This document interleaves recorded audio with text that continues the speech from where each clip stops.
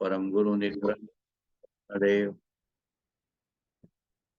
ओंकारं बिंदु संयुक्तं नित्यं ध्यायन्ति योगिनः कामदं मोक्षदं चैव ओंकाराय नमो महादेव्या कुक्षिरत्नं सप्तजितरवात्मजम् श्रीराजचन्द्रमहं वन्दे तत्त्वलोचनदायकं प्रभु तत्त्वलोचनदायकम् जे स्वरूप समझ्या विना पाम्यो दुख नंद समझाव्યું તે પદ નમું શ્રી સદગુરુ ભગવન પરમ પુરુષ પ્રભુ સદગુરુ પરમ જ્ઞાન સુખધામ જેણે આપ્યું ભાન નિજ તેને સદા પ્રણામ દેહ છતાં જેની દશા વર્તે દેહાતી તે જ્ઞાનીના ચરણમાં હો વંદન અગણી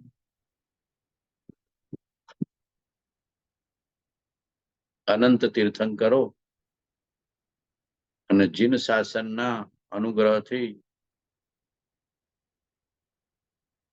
આપણને સર્વજ્ઞ કેવડી વીતરાગ પુરુષનો નિર્ગ્રંથ માર્ગ સન્માર્ગ પ્રાપ્ત થયો.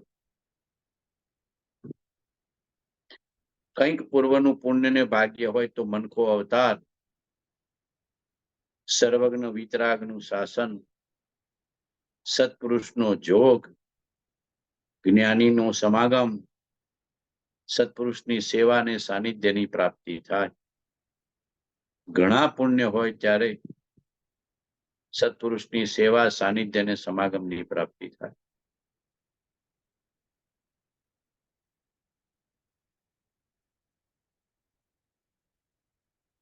પણ પરમાર્થ લક્ષ્ય કમાયેલું પુણ્ય હોય તો પરમાર્થમાં વપરાય, ને તો લૌકિકમાં ખાવા પીવાને હરવા ફરવામાં વપરાઈ જાય. કંઈક પરમાર્થની રુચિ થઈ હોય, કંઈક આત્માર્થની રુચિ થઈ હોય, મોક્ષાર્થની રુચિ થઈ હોય, એવા જીવો કંઈ પણ ધર્મ કાર્ય, દાન, પુણ્ય, પરોપકાર, પરહિતાર્થ, આત્મહિતાર્થ જે કંઈ કરે એ પુણ્યનો છેડો સત્પુરુષના સમાગમ સાથે જોડાય છે, બોધ સાથે જોડાય છે. લૌકિક પુણ્ય ખાવા પીવાને વ્યવહારમાં, વ્યવસાયમાં, દુનિયાદારીમાં વપરાઈ જાય છે. એક આધ્યાત્મિક પુણ્ય એવું છે કે સત્પુરુષના સાનિધ્ય અને સમાગમમાં વપરાય છે. એ મનખો અવતાર સફળ કરવાનો અવસર પ્રાપ્ત થઈ જાય છે. મનખો અવતાર સફળ કરવો હોય તો સેવા, સત્સંગ, સદવાંચન ને સદવિચાર. સેવા, સત્સંગ, સદવાંચન અને સદવિચાર. સદવિચારની શ્રેણીમાં પછી આગળ ઉપર સામાયિક, જ્ઞાન, ધ્યાન બધું આવી ગયું. એ સદવિચારની શ્રેણી છે. એક મુમુક્ષુનો પ્રશ્ન છે કે સત્સંગમાં મન સંકુચિત પામતું હોય તો શું કરવું? પછી સત્સંગમાં મન સંકુચિત પામતું હોય તો નહીં પામવા દેવું, સત્સંગનો મહિમા લાવવાનો. બધી ધર્મ ક્રિયામાં, ધર્મ સાધનમાં ઊંચામાં ઊંચો સત્સંગ છે. જપ, તપ કે કોઈ પણ ધર્મ ક્રિયા કરતા ઊંચામાં ઊંચું સાધન સત્સમાગમ છે. એને ટોપ પર મૂકવાનું, એને ટોપ પર મૂકવાનું. સત્સંગથી જે બોધ પ્રાપ્ત થાય સીધો અંતરાત્માને ટચ થાય છે. અંતરાત્માની વાણી અંતરાત્મા સુધી પહોંચે તો આપણું કામ થઈ જાય. પછી બીજા સાધન ગૌણ થઈ જાય છે, બીજા સાધન કરવા બી નથી પડતા. ઘણા જ્ઞાનીઓને તો જપ તપની કોઈ ક્રિયા કરવી નથી પડી. કોઈ મહાપુરુષનો જોગ થાય, અંતરની વાણી અંતરથી ઝીલાઈ જાય, પૂર્વની પાત્રતા અને ઉપાદાન તૈયાર હોય, તો એને જપ તપ ને પૂજા પાઠમાં જવું નથી પડતું, કોઈ ક્રિયાકાંડમાં નથી જવું પડતું કે આટલી માળા ફેરવવી પડશે, આટલી તપશ્ચર્યા કરવી પડશે, આટલા પૂજા પાઠ કરવા પડશે, આટલું ત્યાગ તપ કરવું પડશે.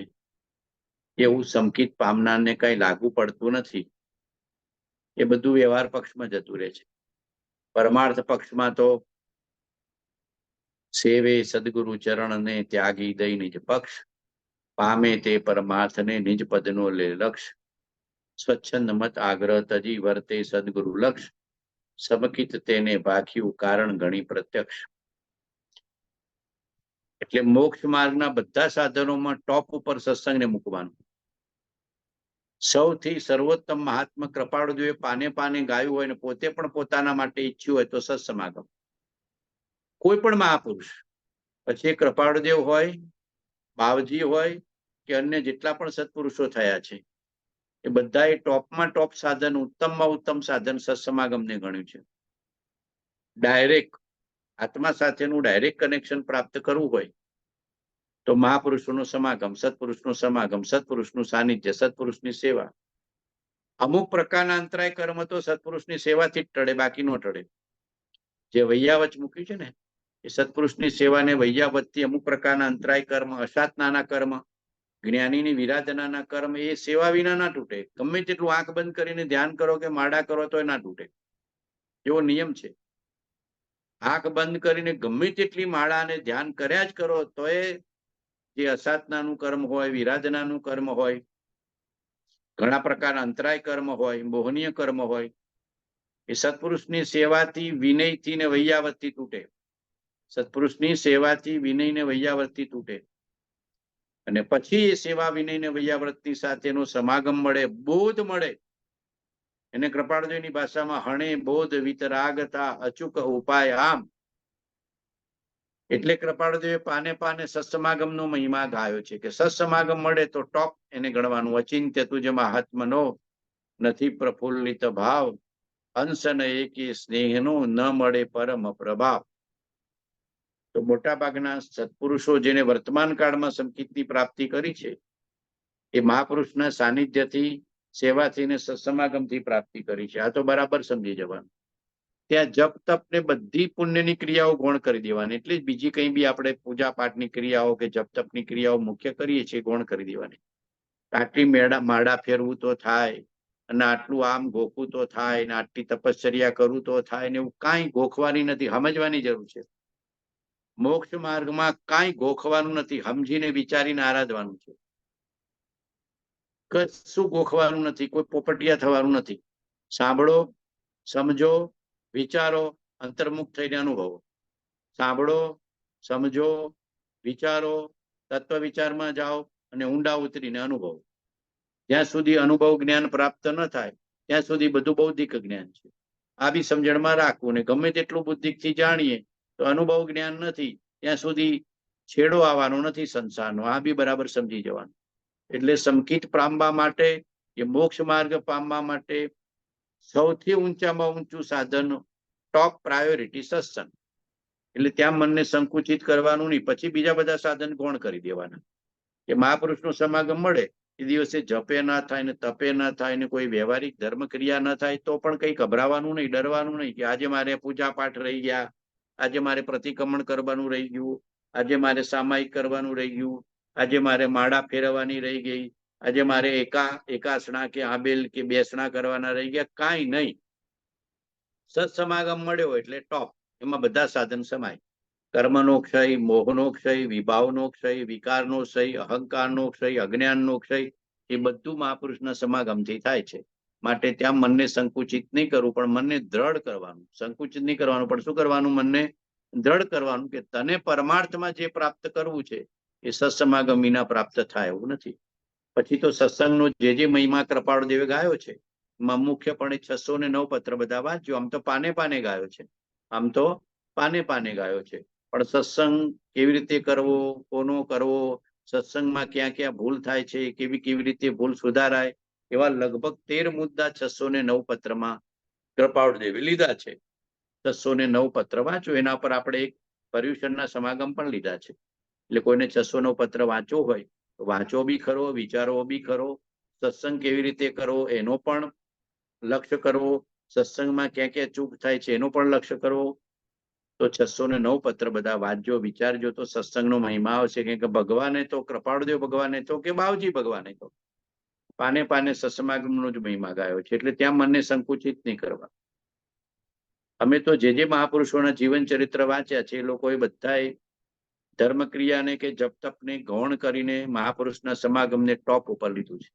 આપણે પણ ટોપ પ્રાયોરિટીમાં જ રાખવાનું કે જ્યારે પણ સમાગમ મળે એટલે ફર્સ્ટ બેસ્ટ, જ્યારે પણ સમાગમ મળે એટલે ફર્સ્ટ બેસ્ટ. એમ ફરી ફરી ચિત્તને સમજાવતા રહેવાથી સત્સંગમાં મન સંકુચિત થતું હોય તો ધીરે ધીરે સત્સંગનો મહિમા અનુભવશે અને પછી આત્મિક લાભ થશે, સત્સમાગમથી થશે.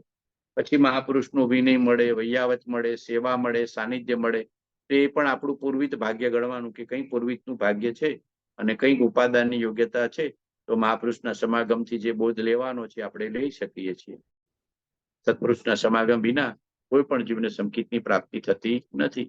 ગુરુપદ 12મા હોવા છતાં ને ગુરુ સમાગમ હોવા છતાં જીનાગમમાં છેલ્લામાં જીનાગમના ગુરુના સાનિધ્યને બહિરંગ નિમિત્તને બદલે અંતરંગ નિમિત્તમાં કુંકુમ સ્વામીએ લીધું છે. એટલે કેટલો મહિમા હશે. એ ખરેખર ગુરુનું નિમિત્ત 12મા છે છતાં એમણે ગુરુના નિમિત્તને અંતરંગમાં લઈ લીધું. જે કંઈક ફેરફાર અંતરંગમાં થાય છે તો કર્મમાં થાય છે. ગુરુ તો 12મા છે છતાં ગુરુનો મહિમા એટલો બધો ગાયો એમને કે ગુરુને અંતરંગ નિમિત્તમાં લઈ લીધું છે કુંકુમ સ્વામીએ. શું કામ? કે ગુરુ બ્રહ્મા ગુરુ વિષ્ણુ ગુરુદેવો મહેશ્વર ગુરુ સાક્ષાત પરબ્રહ્મ તસ્મે શ્રી ગુરુવે નમઃ. એ મહાપુરુષના સમાગમને પ્રધાન બિના નયન પાવે નહીં, બિના નયન કી બાત સેવે સદગુરુ કે ચરણ સો પાવે સાક્ષાત. સત્સંગનો મહિમા અંતરથી અનુભવ છે તો કૃપાળુજીના વચનોનો ફરી વિચારજો. પાને પાને ભગવાને જ ગાયું છે અને 600નો પત્ર વાંચજો, વિચારજો. એ 13 મુદ્રા બહુ જ ઉપયોગી છે. 13 મુદ્દા. અને કોઈને એના પર સત્સમાગમ સાંભળવો હોય તો પર્યુષણમાં લીધો છે તો તમે કુણાલભાઈ પાસેથી મંગાવી બી શકો છો કે એમાં સત્સંગ વિશે ઘણું બધું ખોલ્યું છે. અને અમે જાહેરમાં સત્સંગ કરવાનું શરૂ કર્યું ત્યારે પહેલો 609 પર લીધો હતો. જે રૂમમાં અમે રહેતા હતા આશ્રમની એની અંદર આંગણામાં જ સ્વરૂપ પ્રાપ્ત થયા પહેલો સમાગમ, સત્પુરુષનો સમાગમ સ્વરૂપનો પ્રાપ્ત પછીનો પહેલો 609 પર કર્યો છે. અને કિંમતીમાં કિંમતી કર્યો તો એ વખતની આત્મદશા અમે વિચારીએ ત્યારે એમ થાય ઓહો. બીજો એક મુમુક્ષુનો પ્રશ્ન છે કે સમય અનંત ગુણ વિશિષ્ટ આત્મભાવ વધતો જાય છે. કૃપાળુદેવની દશા છે. આ બહુ બળવાન દશા છે. કૃપાળુદેવની દશા છે કે સમય અનંત ગુણ વિશિષ્ટ આત્મભાવ વધતો જાય છે. એટલે શું સમજાવવું બહુ અઘરું છે. જ્ઞાનીઓને વિશુદ્ધિ ભાવ, શુદ્ધ ભાવ અને આત્માનું સંવેદન વધતું જતું હોય છે. જ્ઞાનીને વિશુદ્ધિ ભાવ, શુદ્ધ ભાવ અને આત્માનું સંવેદન જેમ જેમ આત્મદશા બળવાન થાય ને વધતું જાય છે. અને કૃપાળુદેવને તો શું છે, એક શાહિક સંકિત હતું. આ મુખ્યપણે એક શાહિક સંકિતિને લાગુ પડે છે. ઉપશમ કે છોક્ષમ સંકિતિને અંશે લાગુ પડે છે. મુખ્યપણે એક શાહિક સંકિતિને લાગુ પડે છે. અને એમાં કૃપાળુદેવ તો એકાવતારી, યુગ પ્રધાન સત્પુરુષ, છેલ્લે કાંઠે આવેલા પુરુષ, તીર્થંકર કક્ષાની દશાવાળા પુરુષ, સર્વજ્ઞ કક્ષાની દશાવાળા પુરુષ. એટલે ભગવાનને તો એટલું બધું આત્માનું સંવેદન વર્ધમાન થતું હતું કેમ કે મોહનીય કર્મ ક્ષીણ થતું હતું, મોહનીય ભાવ ક્ષીણ થતો હતો, કર્મના આવરણ તૂટતા હતા, મોહના આવરણ તૂટતા હતા. એટલે આત્માનો બોધ અને આત્માનું સંબોધન એટલું બધું વધતું જાય કે સમય અનંત ગુણ વિશિષ્ટ. હવે સમય તો કેવડી પકડી શકે એવું છે, પણ જેને આત્માનું સંવેદન પ્રગટ્યું છે, સંવેદન તો દ્રઢ થતું જાય અને તીવ્ર થતું જાય. જેને આત્માનું સંવેદન પ્રગટ્યું છે એને તો સંવેદન તીવ્ર થતું જાય ને દ્રઢ થતું જાય. શાહિક સંકિત વાળાને આટલું સમજી જજો કે નિવૃત્તિ કરતા પણ પ્રવૃત્તિ કાળમાં વધારે બળવાન દશા હોય. આપણે તો નિવૃત્તિને સેવીએ, ત્યાગને સેવીએ.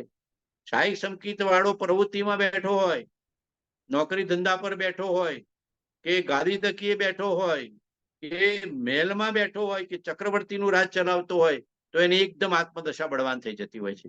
અને એ આત્મદશામાં મોહનીય કર્મ ને વિભાવ ને કર્મ બધા એટલા બધા ક્ષીણ થઈ જવાથી એનું આત્માનું સંવેદન બળવાન થઈ છે. 12માં જગત છે ને અંદરમાં સ્વરૂપ છે.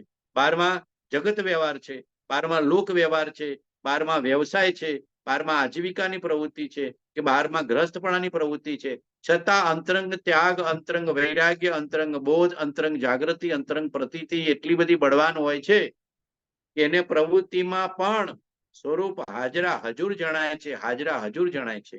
અને દિવસે દિવસે ક્ષણે ક્ષણે એનો આત્મભાવ એટલે મોહનીય કર્મ, મોહનીય ભાવ અને મોહનીય આવરણો ક્ષીણ થવાથી નિરાવરણ જ્ઞાન બળવાન થતું જાય છે. શું થતું જાય છે? આત્માનું જ્ઞાન કેવું છે? નિરાવરણ. આત્માનું જ્ઞાન કેવું છે? નિરાવરણ. એને દરરોજ વર્ધમાન વર્ધમાન વર્ધમાન વર્ધમાન વર્ધમાન સંકિત થઈ ટાળે મિથ્યાભાસ, ઉદય થાય ચારિત્રનો વીતરાગ પદવાસ. એટલે બરાબર એ સમજવાનું કે આ બળવાન જ્ઞાનીની દશા છે અથવા અપ્રમત્ત દશામાં પહોંચેલા જ્ઞાનીની દશા છે. શાહિક સંકિતિની દશા છે, કાં તો અપ્રમત્ત દશામાં પહોંચેલા જ્ઞાનીની દશા છે, અથવા જેને જેને ક્ષણે ક્ષણે આત્માનું સંવેદન બળવાન થતું જાય. એટલું બધું કર્મનું આવરણ ને મોહનું આવરણ ક્ષીણ થવાથી આત્માનું સંવેદન બળવાન બળવાન બળવાન, જાણે કે એને એવું લાગે કે હમણાં કેવળ ધ્યાન થશે, હમણાં કેવળ ધ્યાન થશે, હમણાં કેવળ ધ્યાન થશે. એટલો સાક્ષાત આત્મા એને ભાસે છે એવું સંવેદન મહાપુરુષોનું બળવાન હોય છે. મુખ્યપણે આ કૃપાળદેવને લાગુ પડે છે, કુંદકુંદ સ્વામી જેવા, આનંદગંજી જેવા મહાપુરુષોને લાગુ પડે છે. પણ કૃપાળદેવ યુગ પ્રધાન પુરુષ છે અને એ બધા એકાવતારી અને ક્ષાયિક સંકિતિ પુરુષોને સમય સમય આત્મભાવ બળવાન થતું હોય છે. એ સામાન્ય માનવી લખ્યું છે કે સામાન્ય માનવી કે નજીકના કોઈ સમજી શકે કે ઓળખી શકે એવું નથી, એવું ભગવાને લખ્યું છે. એ નજીકના કોઈ સમજી શકે, ઓળખી શકે, પરખી શકે કે ફારખી શકે એવું નથી. જ્ઞાનીનું અંતરંગ વેદન એવું બળવાન ચાલતું હોય. ઘણી વાર આત્મદશા એટલી બળવાન ચાલતી હોય કે તમે બાજુમાં બેઠા હો, સૂતા હો, એ જ રૂમમાં હોય તો પણ તમને ખબર ના પડે કે એની અંદર દશામાં શું વેદન ચાલે છે, શું બોધ ચાલે છે, શું પરિણામ ચાલે છે, શું પરિણતિ ચાલે છે. તમે કાંઈ કરી શકો નહીં. જ્ઞાનીની સાથે તમે એક જ રૂમમાં હો અથવા તો એક જ જગ્યાએ હો, છતાં પણ એની આત્મદશામાં, એના આત્મ પરિણામમાં, એની આત્મ પરિણતિમાં શું બોધ ચાલે છે, શું સંવેદન ચાલે છે, શું પરિણામ ચાલે છે, શું પરિણતિ ચાલે છે, એ પકડવાનું ગજુ મોટા ભાગના જીવોનું હોતું નથી. એટલી પાત્રતા, એટલી ઉપાદાન યોગ્યતા અથવા એટલી આપણી ભાવ વિશુદ્ધિ હોતી નથી. જ્ઞાનીની સમીપમાં રહીએ અને જ્ઞાનીનું અંતરંગ ઓળખી જઈએ તો લેરિયો ભાઈ લેરિયો એવું થાય છે. અને કૃપાળદેવ તો મહાસમર્થ પુરુષ હતા અને એમને તો ક્ષણે ક્ષણે આત્મભાવ વધતો હતો, ક્ષણે ક્ષણે બળવાન આત્મદશા હતી, ક્ષણે ક્ષણે સંવેદન બળવાન થતું હતું અને ક્ષણે ક્ષણે મોહનીય કર્મ ને મોહનીય ભાવ ક્ષીણ થતો હતો, ક્ષણે ક્ષણે વિભાવ ને વિકાર ક્ષય થતા હતા. અને વર્ધમાન સંકિત થઈ ટાળે મિથ્યાભાસ, ઉદય થાય ચારિત્રનો વીતરાગ પદવાસ. અને ચારિત્ર દશાનો પૂર્ણ ઉદય થવાથી કેવળ જ્ઞાનની પ્રાપ્તિ જ્ઞાનીને ગમે ત્યારે થઈ જતી હોય છે. એટલે જ્ઞાનીને તો કેવળ જ્ઞાનની તળેટી જ છે. જ્ઞાનીને તો કૃપાળદેવ જેવા વિતરાગ નિર્ગંત પુરુષોને, એકાવતારી પુરુષો તો જાણે કેવળ જ્ઞાનની તળેટીમાં જ બેઠા છે. હમણાં અંતર્મૂર્તમાં કેવળ જ્ઞાન લેશે. એટલે તો ભગવાને એક પદ બનાવ્યું હતું જે પ્રાપ્ત નથી થતું અત્યારે, અમે કેવળ જ્ઞાન પામશું, કેવળ જ્ઞાન પામશું, કેવળ જ્ઞાન પામશું. કૃપાળદેવની બળવાન આત્મદશા વખતે એમણે આ પદ બનાવ્યું હતું, તમે કેવળ જ્ઞાન પામશું, કેવળ જ્ઞાન પામશું, કેવળ જ્ઞાન પામશું. અને ભગવાને એક પત્રમાં લખ્યું છે કે આ પદની રચના અમે આજે કરી છે. હવે એ પદ આખું આપણને મળતું નથી, આ એક જ લીટી મળે છે, એ કેવળ જ્ઞાન પામશું, કેવળ જ્ઞાન પામશું, કેવળ જ્ઞાન પામશું.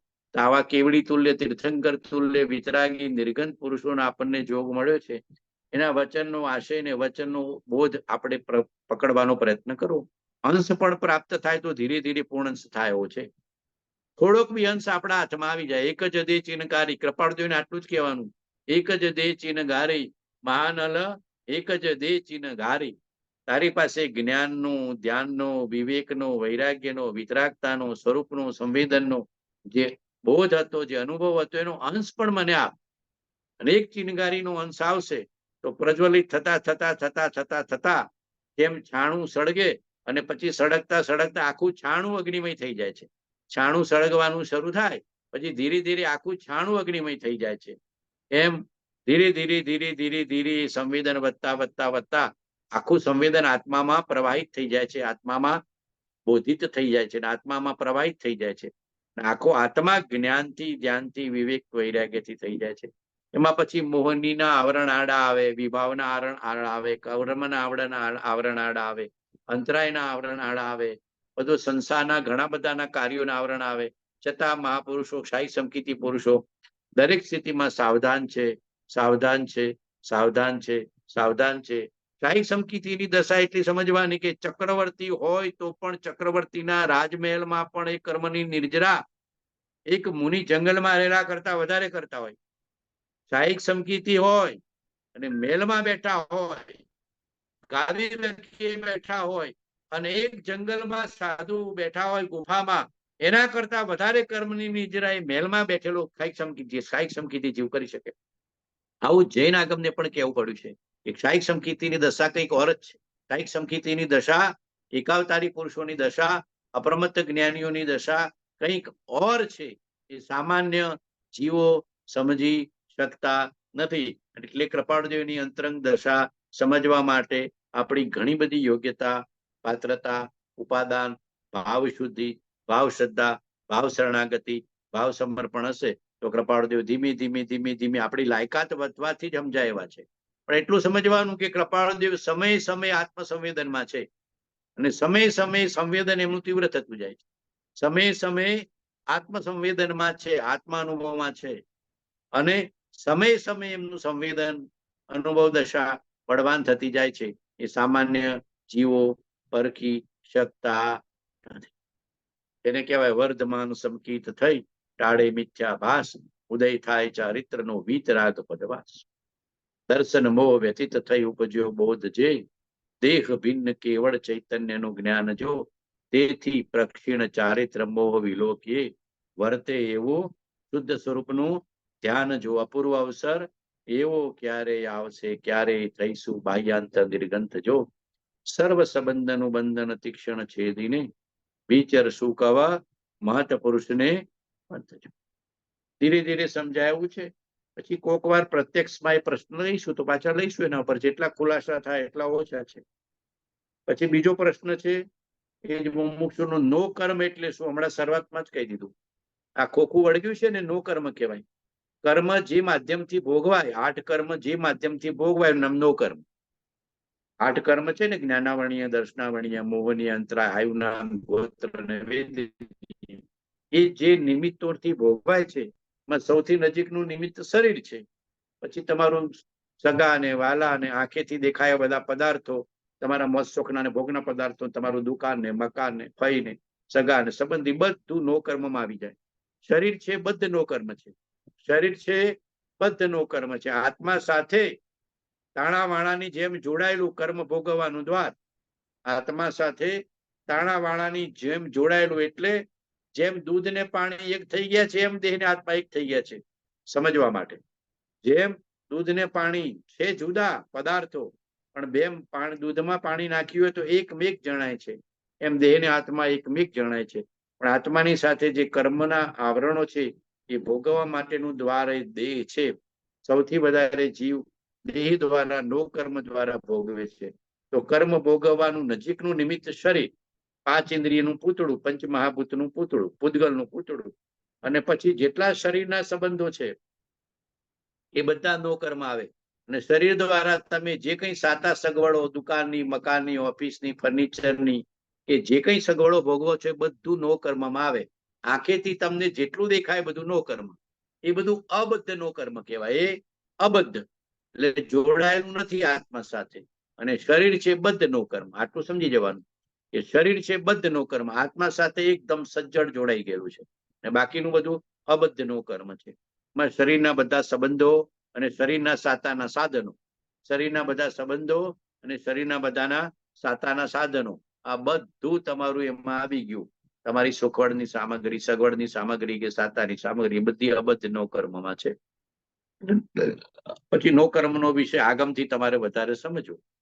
આ તો સંક્ષેપમાં કહી દીધું. પછી પ્રશ્ન શું આવ્યો છે?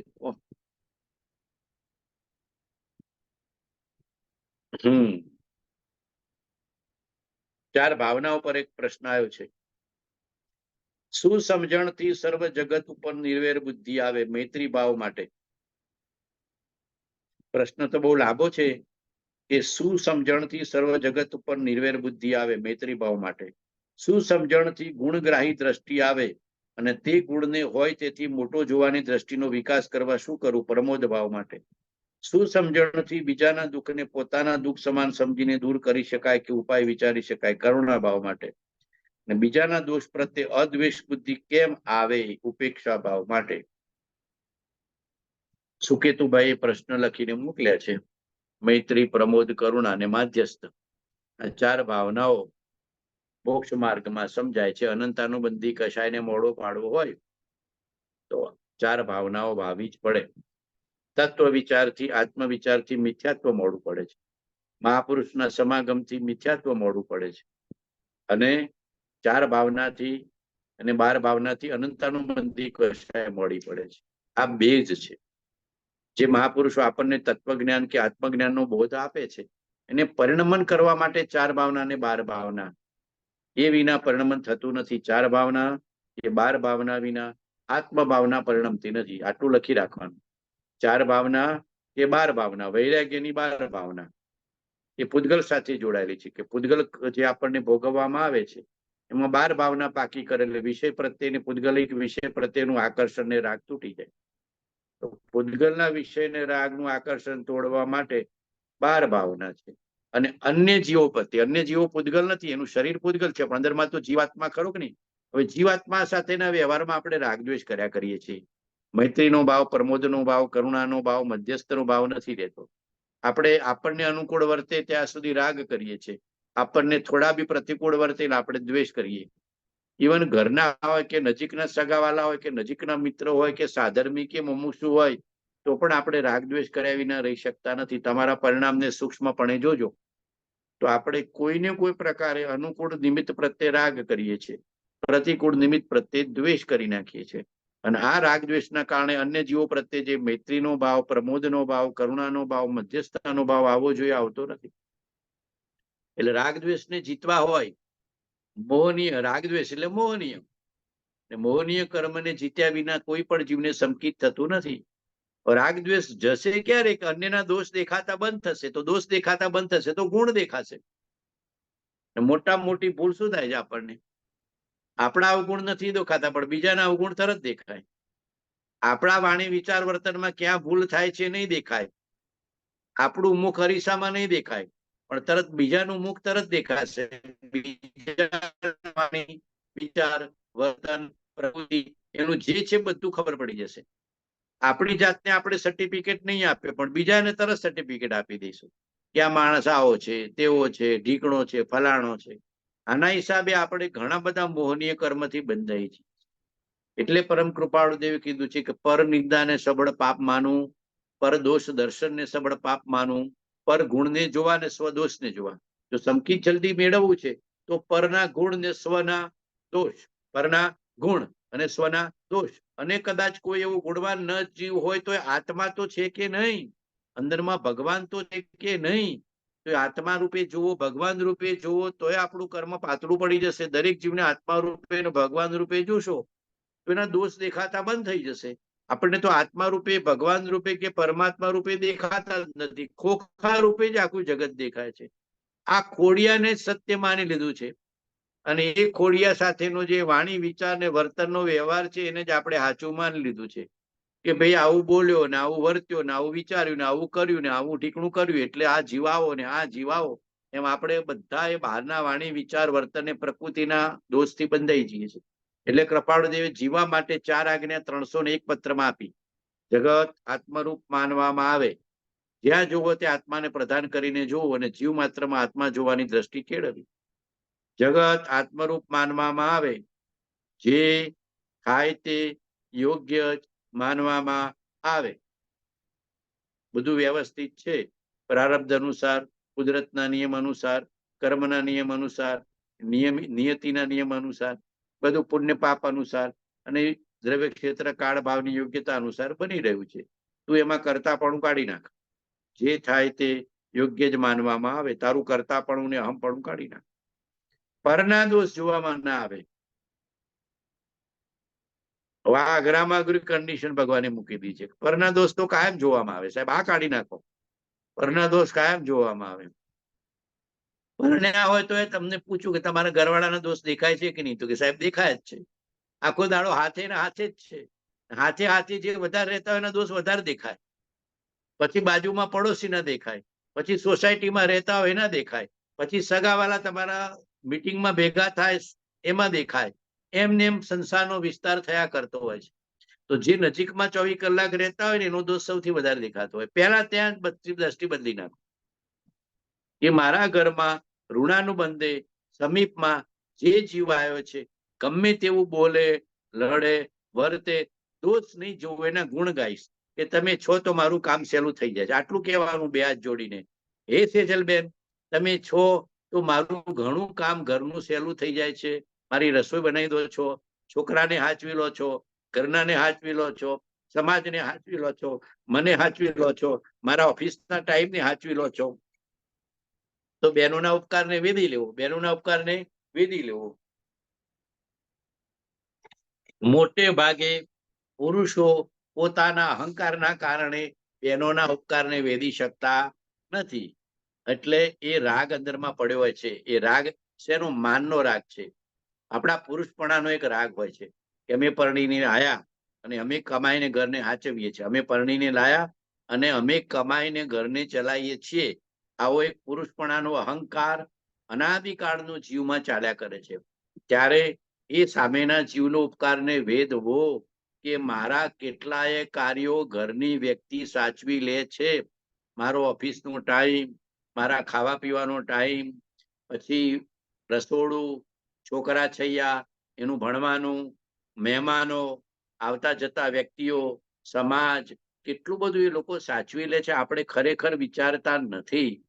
એટલે ઘરમાં દોષ જોવાની દ્રષ્ટિ ચાલુ થાય, એનો વિસ્તાર પછી અડોશમાં, પડોશમાં, સોસાયટીમાં, સમાજમાં, સગાવાલામાં, દેશમાં અને છેક ટ્રમ્પ અને બાઇડન સુધી પહોંચી જતો હોય છે. પર છેક વિદેશ સુધી પહોંચી જતો હોય છે.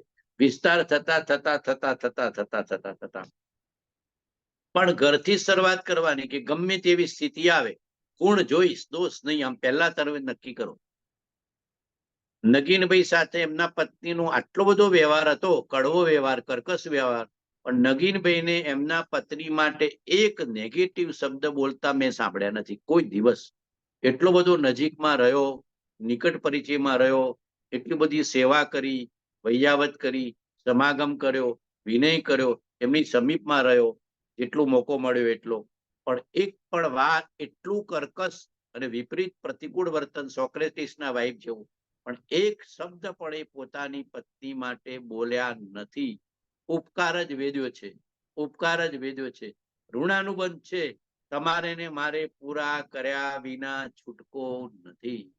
તો ભાઈઓ બહેનોનો ઉપકાર ને વેદે અને બહેનો ભાઈઓના ઉપકાર વેદે કે અમે ક્યાં ઓફિસ જવાના છીએ, અમે ક્યાં કમાવા જવાના છીએ, અમે ક્યાં બહાર જવાના છીએ. તો એ બહાર જઈને આટલી બધી ખોપડીઓની સાથે વ્યવહાર કરીને, જુદી જુદી પ્રકૃતિ વાળા વ્યવહાર કરીને આજીવિકાનું સાધન સાચવી લે છે. મને જે જોઈએ વસ્તુ લાવી દે છે. પછી મારા પોતાના માટેની જરૂરિયાત હોય કે ઘર માટેની જરૂરિયાત હોય તો બહેનો પણ ભાઈઓના ઉપકારને વેદે કે અમે ક્યાં કમાવા જઈએ છીએ, કમાવા જઈ ને અમારા માટે આટલું બધું સાચવે છે. અરસપરસ ઉપકારને વેદો તો દોષ દ્રષ્ટિ જતી રહેશે. અરસપરસ ઉપકારને વેદો કે આ બધી વ્યવસ્થા એવી છે કે સમાધાનથી થાય એવું છે, સમજણથી થાય એવું છે. એકબીજાના ઉપકારને વેદો. પરસ્પરોપગ્રહો જીવા નામ. એટલી હદ સુધી જીનાગમમાં મૂળ આગમમાં સૂત્ર લખ્યું છે. મૂળ આગમ એટલે તત્વાર સૂત્ર, મૂળમાગમ એટલે તત્વાર સૂત્ર કે પરસ્પરોપગ્રહો જીવા નામ. દરેક જીવ એકબીજા ઉપર ઉપકાર કરે છે. મોચી ના હોય તો, ધોબી ના હોય તો, કલર કરવા વાળો ના હોય તો, મકાન બનાવવા વાળો ના હોય તો, ઇસ્ત્રી કરવા વાળો ના હોય તો, બોલો તમને ભાવતી રસોઈ બનાવવા વાળો ના હોય તો, તમને બજારમાંથી વસ્તુ શાકભાજી ને ફ્રૂટ લાવનાર ના હોય તો, બધો વિચાર કરો, આખી જગતની રચનાને જુઓ. બરાબર છે કે નહીં? આ ખેતી કરનારા ના હોય તો, ફળ ના હોય તો, શાકભાજી લાવનાર ના હોય તો, મોચીનો, ધોબીનો, ખેતીનો, પરિવારનો એ કંઈ પણ આપણને દરેક જગતમાં કોઈને કોઈ રૂપે આપણા ઉપર ઉપકાર કરી રહ્યા છે. પરસ્પરોપગ્રહો જીવા નામ. દરેક જીવ એકબીજા ઉપર ઉપકાર કરી રહ્યા છે. આવો ભગવાનનું વચન છે. તો દરેકનો ઉપકાર છે. તો feel the gratitude of everyone you come in contact with. Feel the gratitude of everyone. You come in contact with, જેટલા પણ જીવોના તમે પરિચયમાં આવો તો આત્મીય વ્યવહારથી દરેકના કોઈને કોઈ પ્રકારના ઉપકારને વેદવું. આ મહાપુરુષો કીધું છે. ઉપકારને વેદવાથી દોષ દ્રષ્ટિ નીકળી જશે. અને કદાચ કોઈનું અવળું વર્તન કે કડવું વર્તન હોય તો એ આપણું પૂર્વ કર્મનું ફળ છે એમ કરીને નીકળી જવું. આપણું પૂર્વનું કર્મનું ફળ તો આવવાનું જ છે. ને એમાં ઘરના કે બહારના કે દુનિયાના કે દેશના કોઈને કોઈ તો નિમિત્ત બનવાનું છે. અને એ નિમિત્ત બન્યા વિના તો એ કર્મ ભોગવટામાં આવવાનું નથી. મહાવીરને કાનમાં ખીલા ઠોકાયા તો એ કર્મ તો ઉદયમાં આવ્યું ને નિમિત્તનો દોષ ન દેખાયો. એમ આપણા કર્મનું ફળ આપણે ભોગવવાનું તો છે જ. બહારમાં, ઘરમાં, કુટુંબમાં, સમાજમાં, દેશમાં કે દુનિયામાં કોક ને કોક નજીકનું કે દૂરનું કોઈને કોઈ તો નિમિત્ત બનવાનું છે. એમાં સૌથી વધારે નિમિત્ત તો નજીકમાં જ બનતું હોય છે. સૌથી વધારે નિમિત્ત તો તમારા વધારે પરિચયમાં આવેલા જીવો તમને નિમિત્ત રૂપે બનતા હોય છે. અને એ નિમિત્તમાં આપણું કર્મ ક્ષય થાય છે, ભોગ ક્ષય થાય છે, વિભાવ ક્ષય થાય છે. એમ કરીને ઉપકાર વેદીને પણ નીકળી જવું. એમ મહાવીરના કાનમાં ખીલા ઠોકાય તો મહાવીરે ઉપકારને જ વેદ્યો છે. દસુકુમારને સગડિયા મુકાઈ તો પણ એમને ઉપકારને જ વેદ્યો છે. અને પારસનાથને પણ આટલી બધી પરિસર ઉપસર્ગ સહન કરવા પડ્યા પણ એમને ઉપકારને જ વેદ્યો છે. અને રામ ભગવાને પણ ઉપકારને વેદ્યો છે અને કૃપાળદેવ ભગવાનને પણ ઉપકારને વેદ્યો છે. પરિસર કે ઉપસર્ગ કરનાર પણ કોઈ અપેક્ષા ઉપકારી છે. પરિસર કે ઉપસર્ગ કરનારા પણ કોઈ અપેક્ષા ઉપકારી છે. કોઈ અપેક્ષા એ ભલે વર્તમાન પર્યાય અપેક્ષા એ નહીં પણ ત્રિકાળ પર્યાયની અપેક્ષા એ કોક ભવનું બાંધેલું કર્મ આપણે કોઈને કોઈ નિમિત્તથી ચૂકતે કર્યા વિના છૂટકો નથી. માને ત્રિકાળ, આત્મા ત્રિકાળ છે તો પૂર્વનું પણ કઈ કારણ છે જ. એ કારણના કારણે આ બધું કર્મ ઉદયમાં આવે છે અને ભોગવટામાં આવે છે. માટે મહાપુરુષો ઉપકારને જ વેદે છે કે કોઈ ને કોઈ પરિસરનું કારણ બને, ઉપસર્ગનું કારણ બને, કઈ ને કઈ આપણને કઈ ને કઈ એવું અનુભવમાં આવે. સમજવાનું કે મારું કર્મ ચૂકતે થયું, લેરિયો ભાઈ લેરિયો. શું કરવાનું? મારું કર્મ ચૂકતે થયું, લેરિયોમાં લેરિયો. કૃપાળદેવ જેવા ભગવાને લખ્યું છે કે વર્તમાનમાં અમે ઘણા જીવો પર ઉપકાર કર્યો છે તો એ બધા અપકાર કરનાર અમને મળે છે. એવું ભગવાને કબૂલ કર્યું છે કે આ અત્યારે કળિયુગ છે, કઠોર કાળ છે, ઊંડાવ સર્પણી કાળ છે, સમજુ લોકો, વિવેકી લોકો બહુ છે, ઉપકાર ઉપર અપકાર કરનારા બહુ છે. અમે જગત ઉપર ઘણો ઉપકાર કર્યો છે છતાં અપકાર કરનારા જ અમને મળે છે. તો જ્ઞાનીઓને ઉપકાર ઉપર અપકાર કરનારા પણ જીવો મળતા હોય છે. જ્ઞાનીઓ સમતા અને સમાધાનમાં રહે છે. કે કૃપાળુદેવ જેવા ભગવાનને, રામ જેવા ભગવાનને પણ આટલા કર્મ ભોગવવા પડ્યા. પાંડવો જેવા ભગવાનને પણ છેલ્લા ભાવમાં રહેનારા જીવોને પણ ભોગવવા પડ્યા. આપણે તો કાંઈ નથી, આપણે તો સાધારણ માનવી છીએ, સાધારણ ઇન્સાન છીએ. પાંડવોને, કૃષ્ણને, કે કૃપાળદેવને, કે મહાવીરને, કે ઘસુકુમારને, કે નળ દમયંતીને, કે કેટલા બધા હરિચંદ્ર તારામતીને, કેટલા બધા મહાપુરુષો. તો કોઈક તો નિમિત્ત તો બારમાં બનવાનું છે. મારું કર્મ પૂરું થાય છે, દ્વેષ ભાવ ને દોષ ભાવ નીકળી જશે. મારું કર્મ પૂરું થાય છે, દ્વેષ ભાવ અને દોષ ભાવ નીકળી જશે. કોઈને કોઈ નિમિત્તે આપણું કર્મ પૂરું તો કરવું પડશે. આ સંસાર નહીતર સમાપ્ત થવાનો નથી.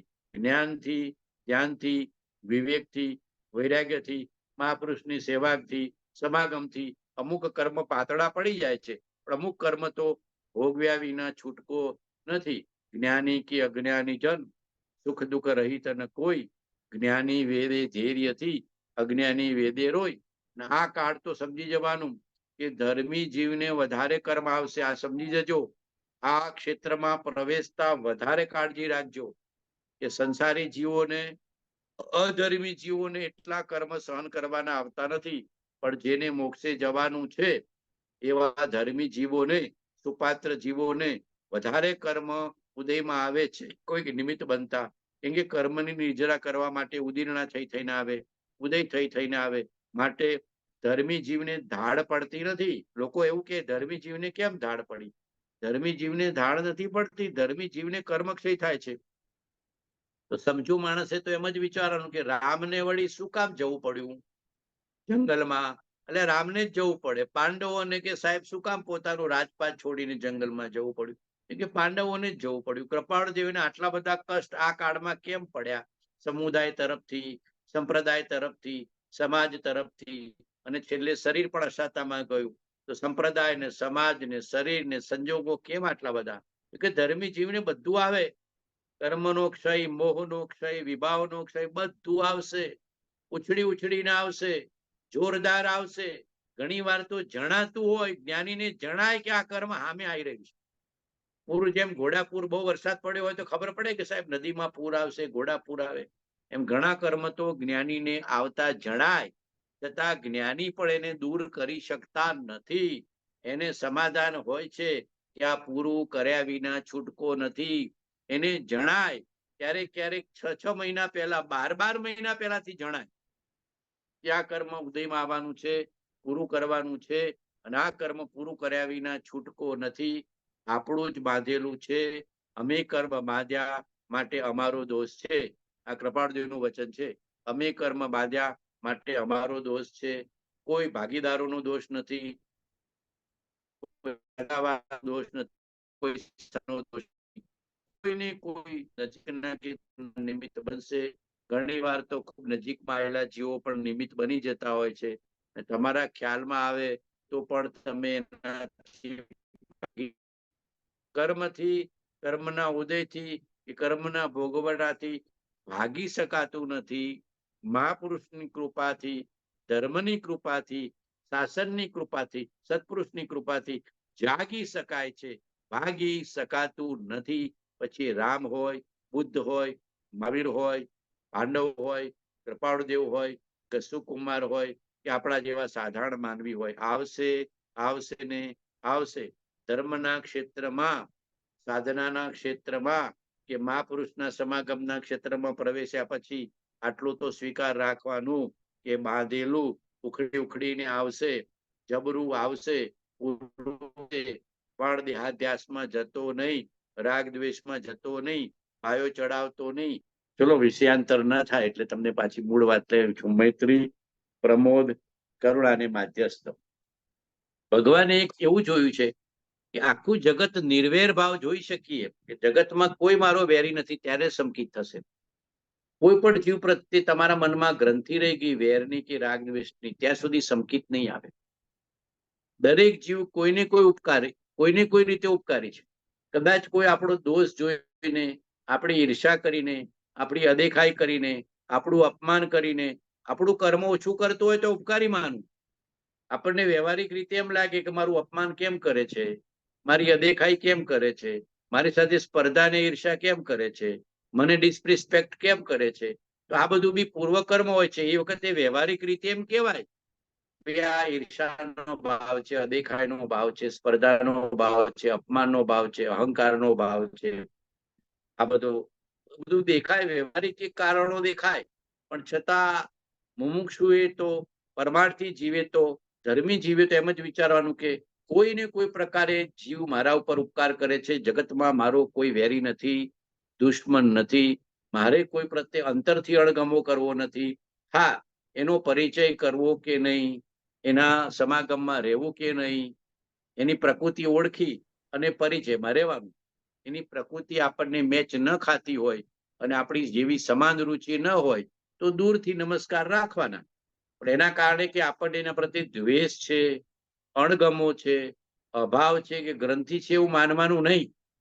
આપણે કોઈ જગ્યાએ જવાનું રોકતા હોઈએ, કોઈ સગામાં, કોઈ સંબંધીમાં, કોઈ સંપ્રદાયમાં કે કોઈ એવા ધર્મ સ્થાનોમાં, તો આપણું પોતાનું કારણ હોય છે કે જ્યાં જવાથી આપણને રાગદ્વેષના વિકલ્પ થઈ શકે, કે જ્યાં જવાથી નિમિત્તે સામેવાળાને આપણા પ્રત્યે દ્વેષ થાય, સામેવાળાને અણગમો થાય, સામેવાળાને ઈર્ષા દેખાય થાય, કે સામેવાળાને સ્પર્ધાનો ભાવ આવે, કે સામેવાળાને આપણા પ્રત્યે અપમાન કરવાનો ભાવ આવે. ત્યારે ભગવાન કહે છે કે આપણે એ નિમિત્તોથી દૂર રહેવાનું. જે નિમિત્તોથી દૂર રહી શકાય એ નિમિત્તોથી દૂર રહેવાનું.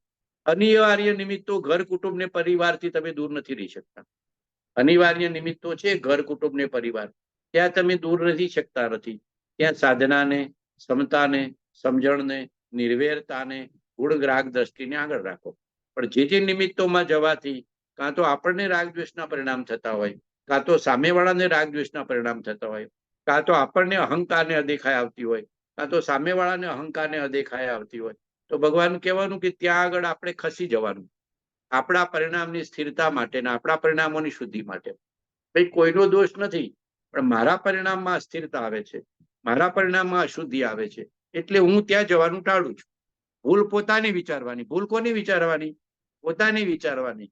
કે જગતમાં કોઈ પરમાર્થથી ખરાબ નથી, કે જગતનું કોઈ નિમિત્ત પરાડે રાગ દ્વેષ કરાવતું નથી.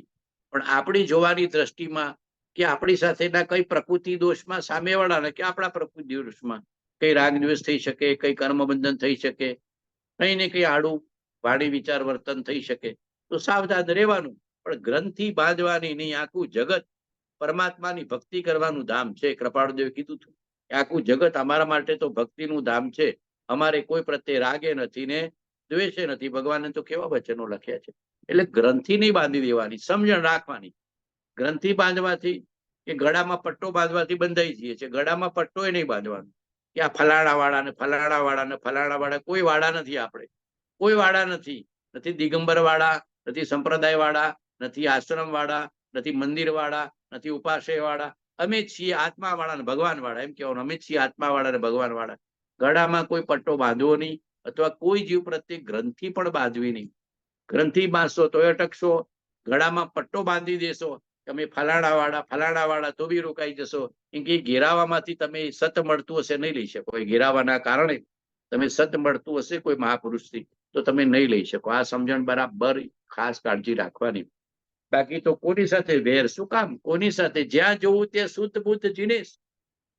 યોગ સારમાં અને ઇષ્ટોપદેશમાં પૂજ્યપાદ સ્વામીએ લખ્યું છે કે કોની સાથે કરું મૈત્રી ને કોની સાથે કરું રોષ. જ્યાં જોવું ત્યાં શુદ્ધ બુદ્ધ જીનેશ. જ્યાં જવું ત્યાં મને તો આત્મ તત્વ અને પરમાત્મા તત્વના જ દર્શન થાય છે. તો કોની સાથે મૈત્રી કરું ને કોની સાથે દ્વેષ કરું ને રોષ કરું? કોની સાથે કરું મૈત્રી અને કોની સાથે કરું રોષ? જ્યાં જોવું ત્યાં શુદ્ધ બુદ્ધ જીનેશ. એવી ગાથા મૂળમાં આગમમાં લીધી છે પૂજ્યપાદ સ્વામીએ. બનતા સુધી યોગસારમાં લીધી છે. યોગસાર કે ઇષ્ટોપદેશમાં કે જ્યાં જોવું ત્યાં આત્મ તત્વને જોઉં છું, પૂર્ણ તત્વને જોઉં છું, શુદ્ધ તત્વને જોઉં છું. તો પછી કોની સાથે રાગ દ્વેષ કરું? બરાબર છે કે નહીં? કોઈ ભૂલેલા ભગવાન છે, કોઈ પામેલા ભગવાન છે. બે પ્રકારના જીવો હોય. એક પામેલા ભગવાન હોય સમકીથી અને સમકીતના આરાધક. એક ભૂલા પડેલા ભગવાન કે સમકીતને માને નહીં, ધર્મને મારે નહીં, આરાધનાને માને નહીં, રાગ દ્વેષ કરતા શીખેલા હોય. એને ભૂલા પડેલા ભગવાન કહેવાનું. એને શું કહેવાનું? ભૂલા પડેલા ભગવાન છે. અને એક પામેલા ભગવાન છે. બે પ્રકારના જીવો સંસારમાં મળશે.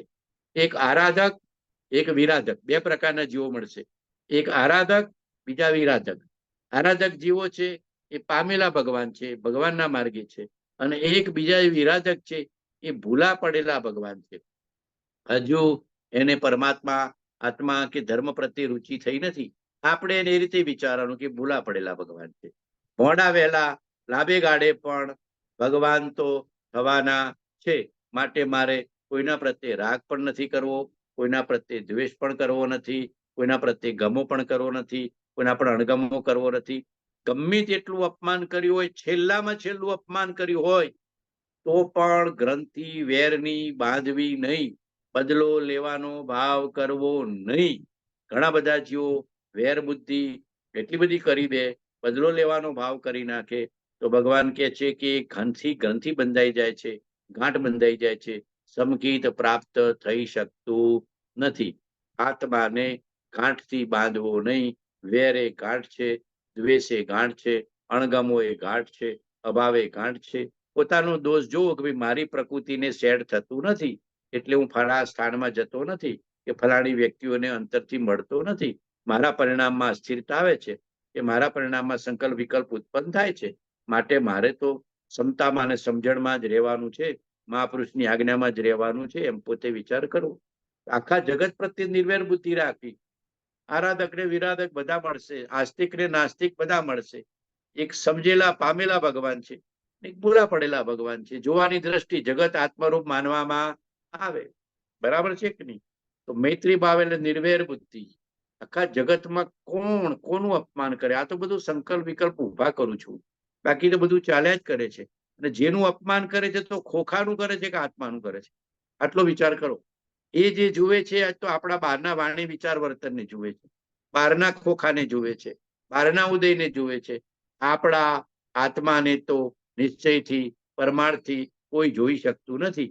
તો પછી કોણ કોનું અપમાન કરે અને કોણ કોને નીચું દબાવે અને કોણ કોનો અભાવ કરે? માટે આપણી સમજણથી નીકળી જવાનું. એ કોના પ્રત્યે કરું મૈત્રી, કોના પ્રત્યે કરું રોષ, જ્યાં જોવું ત્યાં શુદ્ધ બુદ્ધ જીનેશ. અને વીણી વીણીને ગાંઠને ક્ષીણ કરી નાખવાની. નિર્વેર બુદ્ધિ આવ્યા વિના સંકિત નહીં થાય. આ ચારે પ્રકારની ભાવના ભરપૂર ઉછળી ઉછળીને આવશે ત્યારે સંકિત આવશે. આટલું સમજી જજો. મૈત્રી ભાવ, પ્રમોદ ભાવ, કરુણા ભાવ અને મધ્યસ્થ એટલે સમતા ભાવ. મધ્યસ્થ એટલે સમતા ભાવ. મધ્યસ્થ એટલે ઉદાસીન ભાવ બી કહેવાય અને સમતા ભાવ બી કહેવાય. આ ચાર ભાવ તમારા પરિપક્વ થશે ને ઉછળી ઉછળીને એવા ભાવો આવશે તો જ સંકિતની યોગ્યતા આવશે. આટલું બરાબર સમજી જજો. એટલે મૈત્રી ભાવમાં આખા જગત પ્રત્યે મારો મૈત્રીનો ભાવ રહે, કોઈ મારો વેરી નથી, નિર્વેર ભાવ રાખો. આટલી સમજણ પાકી કરી નાખો. અને કોઈના નિમિત્તે કર્મ તો પૂરું કરવાનું જ છે, તો શું કામ રાગ દ્વેષ કરો? વહેલું કે મોડું, આ ભાવમાં કે છેલ્લા ભાવમાં, આ ભાવમાં કે છેલ્લા ભાવમાં, નિકટમાં કે દૂરમાં, કર્મ તો ભોગવટામાં આવવાનું જ છે અને કોઈક તો નિમિત્ત બનવાનું છે. માટે મારું કર્મ પૂરું કરવું છે, મારું કર્મ પૂરું કરવું છે. તમે નહીં માનો, કેટલાક કર્મ અમને ખ્યાલ હતો, વર્ષ પહેલા ખ્યાલ હતો, તો અમે બદલી શક્યા નથી. અમને ખબર હતી કે આ કર્મ ઉદયમાં આવવાનું છે, આ પ્રકારે ઉદયમાં આવવાનું છે, આ જીવો થકી ઉદયમાં આવવાનું છે, બધો ખ્યાલ હતો. છતાં અમે એને પલટી શક્યા નહોતા.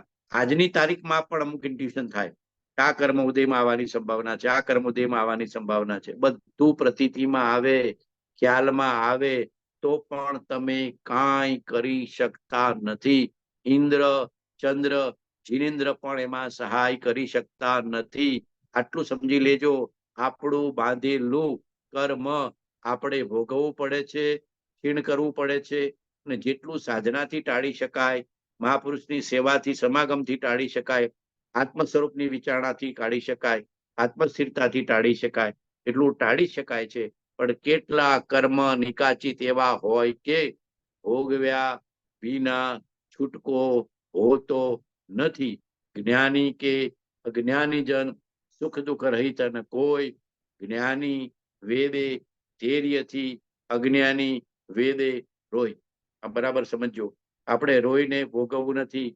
મોટા બાવજી તો અમારે કહેતા કે ગાડા ભરીને કરમાવા રામલો તૈયાર છે. બોલો, આપણી તો એવી સ્થિતિ નથી, આપણી તો એવી દશા નથી. અમારા મોટા બાવજી, રામજી બાવજી તો કહેતા કે આ રામલો તૈયાર છે, ગાડા ભરીને કરમાવે. એ જમાનો તો કોઈ ગાડીનો નહોતો, ગાડા ને ટ્રેક્ટર નો હતો. ગાડા ભરીને કરમાવો. ગામડામાં તો ગાડા ને ટ્રેક્ટર હોય, ભાઈ ગાડીઓ ના હોય. હવે સાબરકાંઠામાં સમૃદ્ધિ વધી ગઈ એટલે બધી ગાડીઓ જણાય છે. તો ગાડા ભરીને કરમાવો, આ રામલો તૈયાર છે, એવી અમારા બાવજીની દશા હતી. કેવી વિદેહી દશા હશે, કેવી વિતરાગ દશા હશે, કેવી સંભાવી દશા હશે, કેવી શાંત દશા હશે, કેવી શુદ્ધ દશા હશે. પોતાના જ બાંધેલા કર્મને ખપાવવાની કેટલી બધી તૈયારી હશે. એ બધા પુરુષો તૈયાર થઈને બેઠા છે ને આપણે તો ભાગીએ છીએ. આપણે તો બધા ભાગેડું છીએ. આપણે બધા કેવા છીએ? ભાગેડું છીએ. ને મહાપુરુષો જાગેડું છે. આપણે બધા ભાગેડું છે, મહાપુરુષો કેવા છે? જાગેડું છે, જાગેલા છે. આવો આવો આવો, ગાડા ભરીને આવો, ગાડા ભરીને આવો, પૂરું કરો, પૂરું કરો. હે રામલા, ભોગવવા તૈયાર છો કે જી? હે રામલા, ભોગવવા તૈયાર છો કે જી? કોઈનો દોષ છે તેના કોઈનો દોષ નથી, અમે બાંધ્યા માટે અમારો દોષ છે. કેવા કેવા મહાપુરુષો, વિદેહી પુરુષો, વિતરાગી પુરુષો, નિર્ગંધ પુરુષો સાધારણ સ્થિતિમાં જન્મ પામીને સંકિત પામી ગયા છે. તમે તો બધા કરોડપતિ છો. અમારા બાવજીને તો 2 ટંક ખાવાનું નહોતું. રામજી બાવજીને ને નાથુ બાવજીને તો 2 ટંક ખાવાનું નહોતું. એટલી આજીવિકા સામાન્ય હતી. તમે તો બધા કરોડપતિ છો. છતાંય અમારા બાવજી સમતામાં રહ્યા, સમાધિમાં રહ્યા, જ્ઞાનમાં રહ્યા, ધ્યાનમાં રહ્યા, વિવેકમાં રહ્યા, વૈરાગ્યમાં રહ્યા, વિતરાગતામાં રહ્યા, બોધમાં રહ્યા, આત્માના અનુભવમાં રહ્યા. અને કેટલા બધા કર્મ ઉદયમાં આવ્યા છે, તો એમને પૂરા કર્યા છે. બોલો. અને છતાં પોતાની ઉદારતા, પોતાની નિર્લોભતા, પોતાનો સંતોષ, પોતાની સાદગી, પોતાનો ત્યાગ વૈરાગ્ય, પોતાનું નિરંકારપણું કે પોતાનું નિષ્પૃહપણું ક્યારેય છોડ્યું નથી. આવા મહાપુરુષો આપણને મળ્યા છે, પણ આપણે એમનું જીવન ને વચન કોઈ દિવસ વિચારતા નથી. એટલે આપણને ધર્મની યોગ્યતા આવતી નથી. દરરોજ નિરંતર કોઈને કોઈ મહાપુરુષનું જીવન ને વચન વિચારવું. દરરોજ જો આત્મતત્વને ઊંડાણથી પ્રાપ્ત કરવું છે, તો કોઈને કોઈ મહાપુરુષનું જીવન અને વચન, જીવન અને વચન દરરોજ જેમ પાણીને ખોરાક લેતા હોઈએ એમ વિચારવું, સમીપમાં વાગોળવું, તો ધીરે ધીરે ધર્મની યોગ્યતા આવશે, ઉપાદાનની યોગ્યતા આવશે, ક્ષમતાની યોગ્યતા આવશે, શુદ્ધિની યોગ્યતા આવશે. મહાપુરુષના જીવન ને વચનનો અંશ આપણા આત્મામાં જશે. આપણે તો શું છે કે સામાન્ય જીવન હજી તો જીવવા તૈયાર જ નથી. નિષ્ફળ જીવન જીવાય તૈયાર નથી. નિર્લોભી જીવન જીવાય તૈયાર નથી. મહાપુરુષોને 2 ટંક નહોતું તોય કેવી ક્ષમતામાં, શાંતિમાં, સમાધિમાં રહ્યા છે. એવા મહાપુરુષો આપણને પ્રાપ્ત થયા છે, વિદેહી દશાવાળા અને કૃપાળુદેવના વચનના આશયને પામેલા, કૃપાળુદેવના વચનના આશયને બોધને પામેલા પુરુષો પ્રાપ્ત થયા છે. આપણે પણ એવી ક્ષમતાને કેળવી. કૃપાળુદેવને તો કેટલા ચિત્ર વિચિત્ર ઉદય હતા. હજી કૃપાળુદેવનું જીવન વાંચશો તો ખબર પડશે. કૃપાળુદેવને, પ્રભુશ્રીને, બ્રહ્મચારીજીને કેવા કેવા ચિત્ર વિચિત્ર ઉદય હતા. તમે જીવન વાંચો તો ખબર પડે કે એમના આશ્રમમાં જ એમને લડનારા અને ધમકાવનારા મળે એવા ચિત્ર વિચિત્ર ઉદય હતા. મહાપુરુષોનું તો કર્મ અને કષ્ટ કઈ ઓછા નથી. આપણને તો હજી કાંઈ નથી. મહાપુરુષોને, ધર્માત્મા પુરુષોને કર્મ અને કષ્ટ ઓછા નથી આયા. ખરેખર તો એ જ પુરુષોને કર્મ અને કષ્ટ ઉદયમાં આયા છે.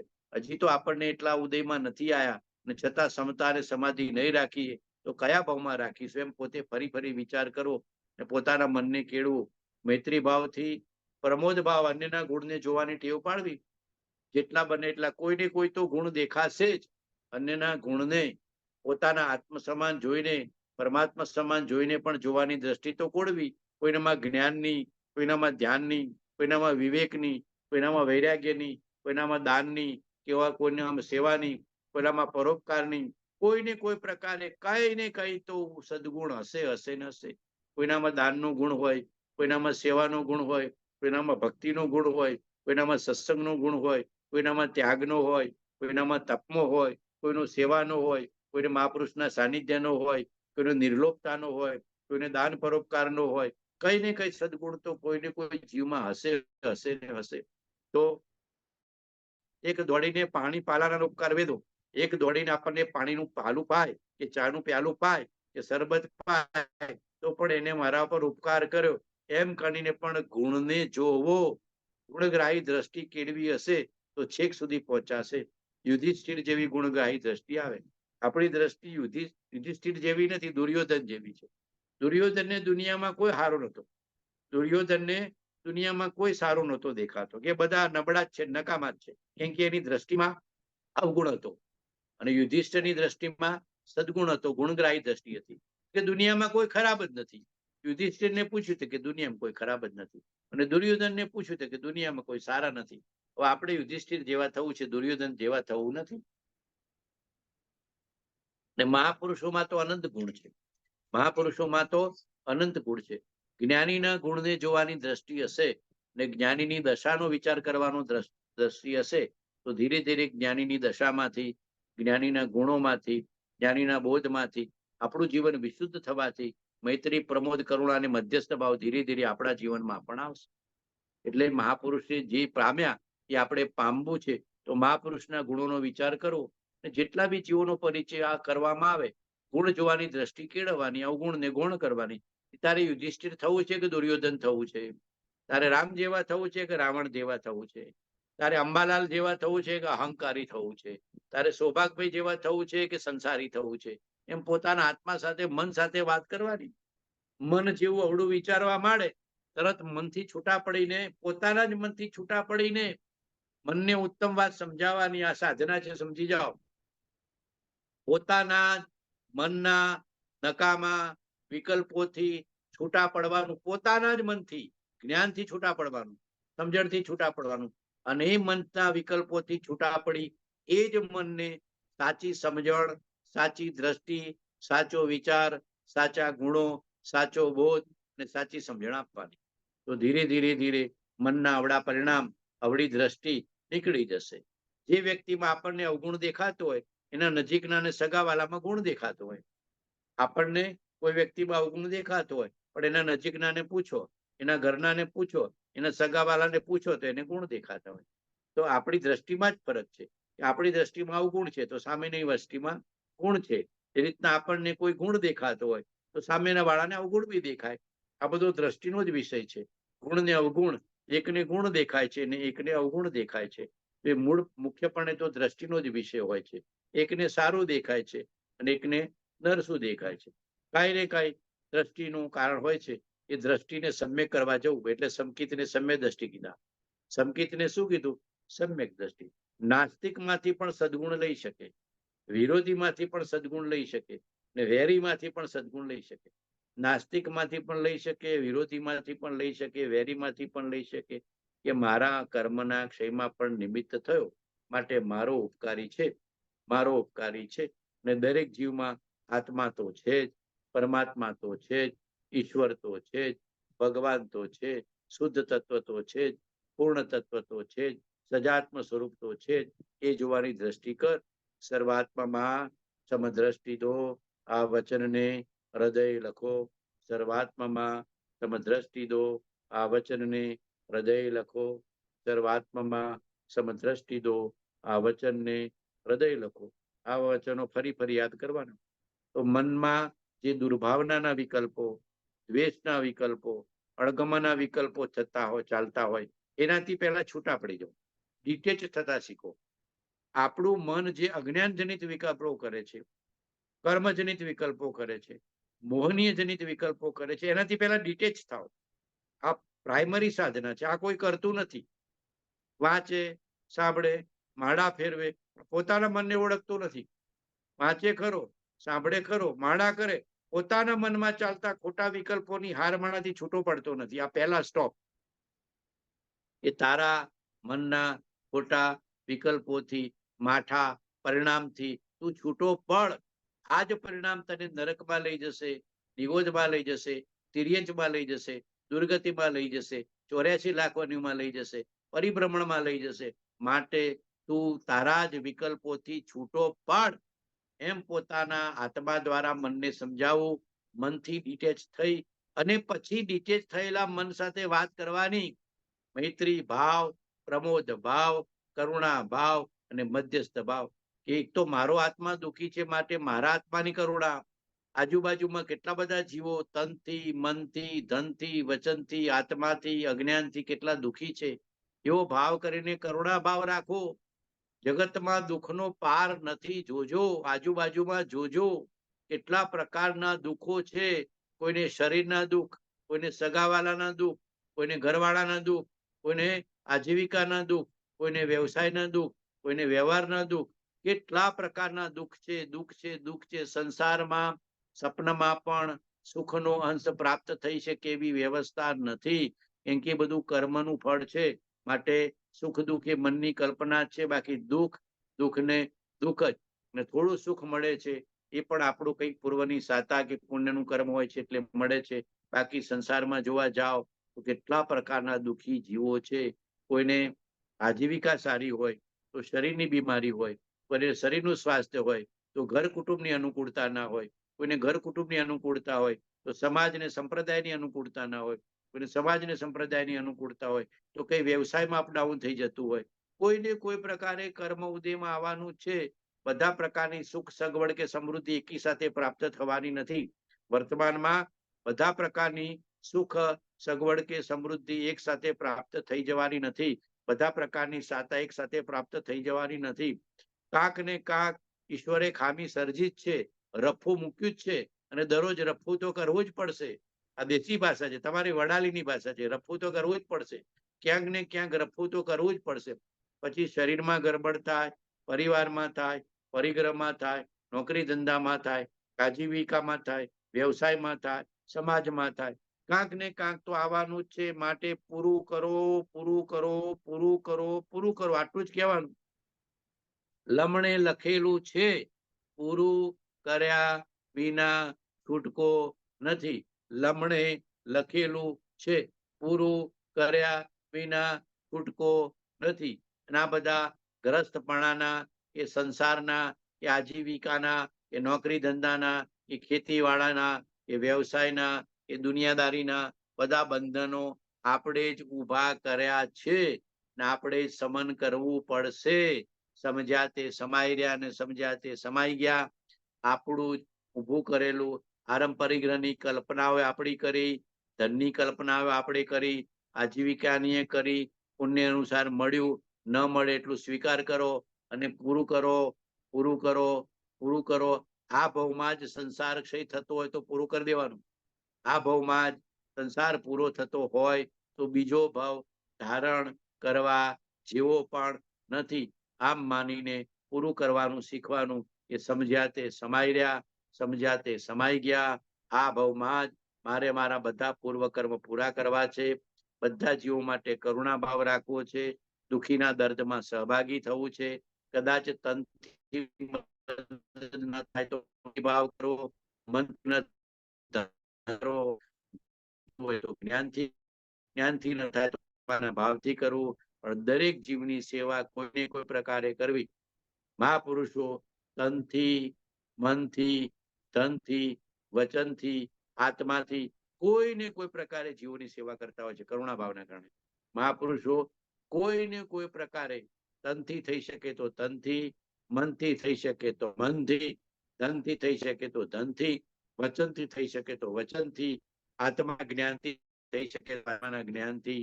પણ દરેક પ્રાણની સેવા દુઃખી જીવોની કરવાની તત્પરતા જ્ઞાનીઓની હર હંમેશ રહે છે. એ પરોપકારનો ભાવ, કરુણાનો ભાવ, દયાનો ભાવ, અનુકંપાનો ભાવ મહાપુરુષોને દિવસ રાત સતાયા કરે. એ બી ભાવ છે ને. એટલે બધા નજીક જ છો અને સામે છો ભાવ કરજો. ભલે દૂર દેશાવર હોય કે ગમે તેટલા દૂર હોય, ભાવ સમીપમાં છો કરજો. ઘણી બધી વાતો અંદરમાંથી સમજાય, પણ કહેવાની ઘણી બધી મર્યાદા છે, શબ્દોની મર્યાદા છે, ઘણી બધી મર્યાદા છે. બધું વાણીમાં ના આવી શકે. કેટલું આવી શકે? જેટલું વિચારમાં હોય એટલું વાણીમાં ના હોય, વાણીમાં હોય એટલું લેખનમાં ને શબ્દમાં નથી આવી શકતું. ઘણી બધી વાતો તો વિચારમાં હોય, ભાવમાં હોય. કૃપાળુજીના વચનોનો ખૂબ વિચાર કરજો. એમાં તો ઘણું બધું, એટલું બધું છે કે તમે ન પૂછો વાત. ભગવાનના વચનોમાં તો એટલો બધા ખુલાસા છે. ને શરૂઆતમાં પાત્રતા માટે 4 ભાવનાઓ પર બહુ ભાર મૂક્યો છે. પહેલા ભાવના બોધ લખી ભગવાને. ભાવના બોધમાં 12 ભાવના કે વૈરાગ્ય વિના ધર્મની શરૂઆત નથી. વૈરાગ્ય જ સંકિતનો પાયો છે. વૈરાગ્ય વિના ધર્મની શરૂઆત નથી અને વૈરાગ્ય ધર્મનો સંકિતનો પાયો છે. એટલે પહેલા ભગવાને 12 ભાવના રૂપે ભાવના બોધ લખી. પછી જૈન શાસનની અને મહાવીરના માર્ગની સમજણ માટે મોક્ષમાળા લખી. કે મહાવીરના માર્ગની અને જૈન શાસનની સમજણ માટે મોક્ષમાળા લખી. અને પછી શરૂઆતના બધા પત્રોમાં 12 ભાવના ઉપર ને 4 ભાવના ઉપર, સૌથી વધારે 4 ભાવના ઉપર કે પાત્રતા કેળવો. તમારે સત્પુરુષ નહીં શોધવા પડે. તમે પાત્રતા કેળવો. પાત્રતા નહીં હોય ને સત્પુરુષ મળશે, કરશો શું? અરે ઘણી વાર તો આપણે સત્પુરુષના દોષ જ જોઈને આવીએ. ઘણી વાર એવા જીવો આવે કે નજીકમાં આવ્યા હોય, દોષ જ જોતા હોય ને દોષ જ જોઈને આવીએ, દ્વેષ જ કરીને આવીએ, પ્રકૃતિ જોઈને જ આવીએ, બાહ્ય ઉદય જ જોઈને આવીએ. ક્યાંથી લાભને બદલે અલાભ થઈ જાય. આપણી પાત્રતા ના હોય તો તમે સત્પુરુષમાં દોષ જ જોઈને આવશો. સત્પુરુષમાં જ્યાં સુધી પૂરેપૂરા ગુણ ન દેખાતા હોય ત્યાં સુધી સત્પુરુષની સમીપમાં કે સમાગમમાં રહીને કરશો શું? એનો બહારનો ઉદય તો પ્રકૃતિનો પિંડ છે. એનો બહારનો જે ઉદય છે તો પ્રકૃતિનો પિંડ છે.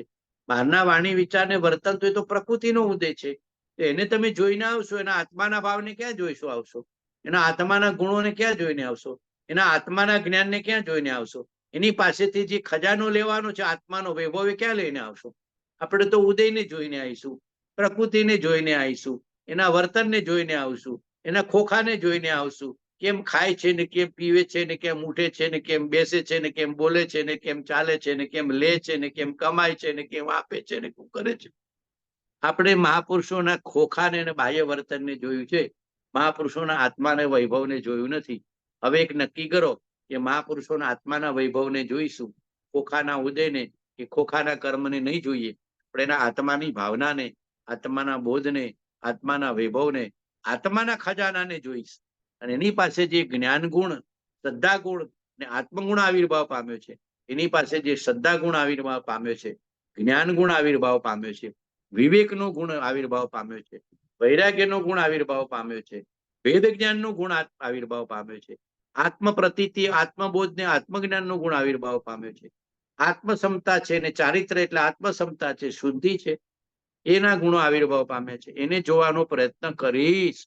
જોવાની દ્રષ્ટિ કેળવવાથી ધીરે ધીરે ધીરે ધીરે આપણી યોગ્યતા આવે છે. યોગ્યતા વધવાથી સમકિત સહેજમાં છે. સમકિત માટે મહેનત નથી, યોગ્યતા માટે મહેનત છે. સમકિત માટે મહેનત નથી. સારો મોબાઈલ હોય અને સિમ હોય તો તરત ટાવર પકડાય. સારો મોબાઈલ હોય અને સિમ હોય અને રિચાર્જ કરેલો હોય તો તરત ટાવર પકડાય. એમ ખામી યોગ્યતાની છે અને આપણે ચિંતા સંકિતની કરીએ છીએ. ખામી યોગ્યતાની છે, આપણી પાત્રતાની છે, આપણી ઉપાદાનની છે અને આપણે ચિંતા સંકિતની કરીએ છીએ. સંકિત સહેજમાં થશે એવું કૃપાળુએ લખ્યું છે. સંકિત જ્ઞાની મળ્યા પછી સહેજમાં થશે, અંતર્મૂર્તમાં થશે. ખામી આપણી યોગ્યતાની છે, આપણી પાત્રતાની છે, આપણા ઉપાદાનની છે. અને જો ઉપાદાન તૈયાર હશે, પાત્રતા હશે, યોગ્યતા હશે તો સહેજમાં સંકિત થશે.